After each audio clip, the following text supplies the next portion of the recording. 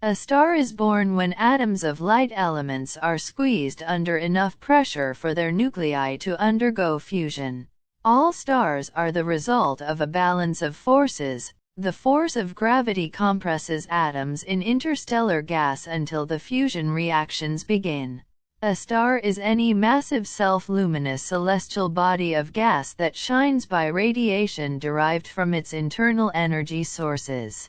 Of the tens of billions of trillions of stars in the observable universe, only a very small percentage are visible to the naked eye.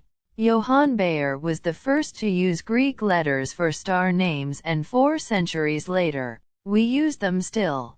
The first stars are known as population 3 stars, and none have ever been observed, as they are too faint. The first stars had to make do with what they had available, and formed from clouds containing only hydrogen and helium. Stars are mainly made of hydrogen and helium gas. In the center of a star, the temperature and pressure are so high that 4 protons can fuse to form helium, in a series of steps. This process releases huge amounts of energy and makes the stars shine brightly. As light from a star races through our atmosphere, it bounces and bumps through the different layers, bending the light before we see it. Since the hot and cold layers of air keep moving, the bending of the light changes too, which causes the star's appearance to wobble or twinkle. Stars are born, they grow old, and they die. Their birthplaces are huge, cold clouds of gas and dust, known as nebulas.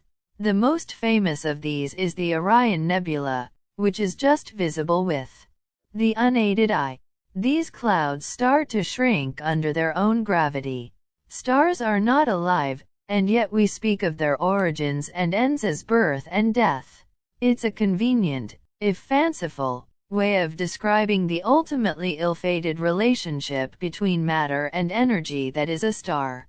The stars are not fixed, but are constantly moving.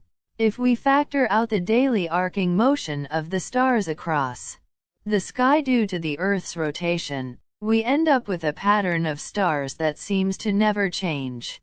The stars are in different colors: white, blue, yellow, orange, and red. The color indicates the star's temperature in its photosphere, the layer where the star emits most of its visible light. Small, old stars can be at room temperature, so you could touch the surface without getting burned. Any star we can see in the sky with the naked eye, however, would be hot enough to destroy our body instantaneously if we anywhere near them. Thanks for watching. Do subscribe our channel Essay Practice for more essays. For more updates, click on bell icon.